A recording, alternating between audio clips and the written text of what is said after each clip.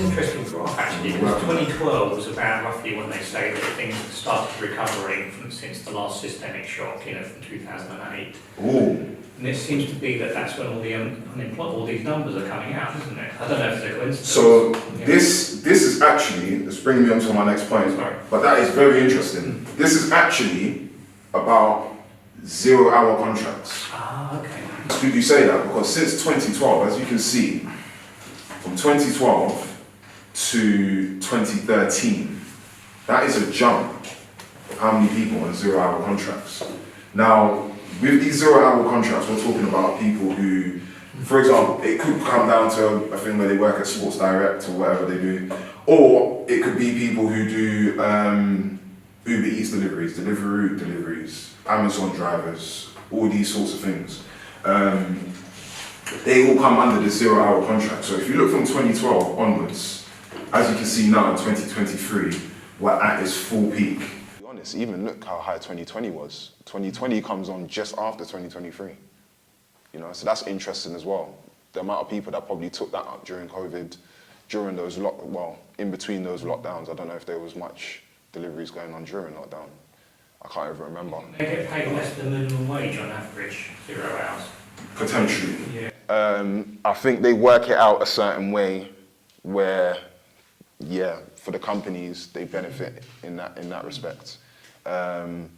Even if it's a thing where you have to do a certain amount in order to earn that much an hour, but the potential's still there for you to earn the minimum wage. If that makes sense. I think unless you're on a commission-only contract, you can't actually pay anyone less than minimum wage for their age. You have to pay them unless it's a commission-only contract. ACAS are the governing body of that, and I actually have called them the other week because I was on HMRC. They make three distinctions between your self-employed workers who can dictate their own rates, but they've got to supply their own goods, generally speaking, their tools, their methodology, etc., and agree a price. Then you've got 0-hour worker contracts, which reiterates, just said you have to put the minimum, you have to meet the minimum requirements of whatever the minimum pay is. And then you've got a few employer responsibilities, but then if you then take on an employee, there's some obligations where you have to pay for like pensions and stuff like that. Yes. So yes, in law, they have to be minimum wage. Yeah.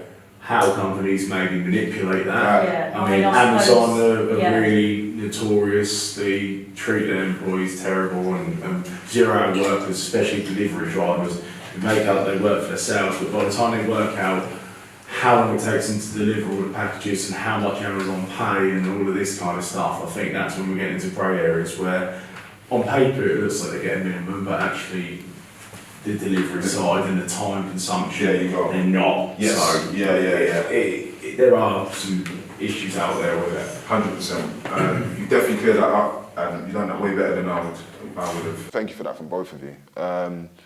So 0-hour contracts are currently at an all-time peak. Since 2000, there's been a net increase of 995,000 people on this type of employment. Now, to take this information further, which this kind of reflects it a little bit. So this is number of people employed in private sector businesses in the United Kingdom in 2023 by sector. The majority of employees in the private sector are in warehouse or wholesale, which is sort of like warehouse, and retail. So this is where the majority of employees are at the moment in the country. Now, construction is down to 6th. That probably pertains to us more than anything. And real estate activities is 575,000. Not much in farming, is there? It's quite low. I've got some families in there, a lot of farming. Inherited through generations and stuff. But then with Brexit and the borders that now exist between here and Europe, farming is becoming very, very difficult in that respect as well, because of the amount of things that have changed. So many things are becoming time consuming. Yeah, that's more to do with goods inflation, which isn't bad at the moment. It's now, I think the tricky bit is for them to get things to the EU, they need a specific sticker. Or no, to get their product out worldwide, they need a specific sticker that says CE rather than UKCA, I believe. I think the CE is world renowned and recognised better. Right. So for them to get that changed over. Quote mark or something. Yeah. For them to get that changed over, it takes work, takes money, so many things out. This shortage in construction is further compounded by an ageing workforce with a considerable portion of skilled tradesmen approaching retirement age and insufficient numbers of younger workers to go into these roles. We had this conversation last month about people finding shortcuts to get to those attainable things. So even if they are taking up a 0-hour contracts job and it's doing something to do with wholesale, for example, but then they're able to go and study and work on something else in the meantime, that's sort of happening quite a lot. But then saying that, how many people then go on to be successful in the things that they're doing and progress onto that, sometimes they're sort of like stuck in a rut in that respect. And then with universities as well, and the price of universities at the moment, going to uni, things are changing. That's all I'm just trying to get across with this information here. Things are really changing, especially on this side of the world. That being said, does anyone have any experiences that they're having with either construction industry or tradesmen at the moment? Yeah, I'm reliable. Okay. Obviously, we've had this discussion off camera before. But Yeah. like a lot of sole traders are kind of, I find them quite unprofessional compared to like a limited company. And obviously the process are different between, because one's just like floating a wage for them and whatever they're doing, and then limited companies have their markups and all the other overheads. But the professionalism differences are so noticeable. I had one guy cancel a meeting to come and quote because he was packing for his holiday. It's just that casual kind of attitude. But maybe they're so influx with work because they're limited. Like you said, there's not new workforce coming up, that they're getting influx. They can literally pick and choose and be so casual about it. I actually don't know, but I feel like they can definitely get away with it because they know they're in demand, and there's anyone you speak to will say we can't get any workers construction. Yeah. And everybody just says everyone's unreliable, or they want to charge silly prices for nothing. yeah, they want to be a limited company, like they're sole traders. Yeah. Nothing. And So saying that, are you saying that to say that their prices have gone up?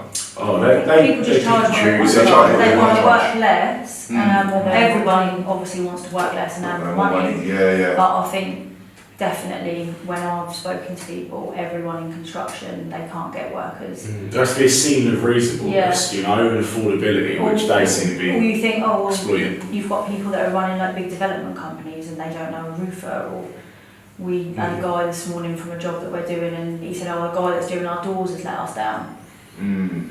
People are flaky. They're subcontracting other subcontractors. They go, That's I've it. had it at home with, tradesmen. Yeah, we'll be there tomorrow. We'll come at 10, and they just don't show up.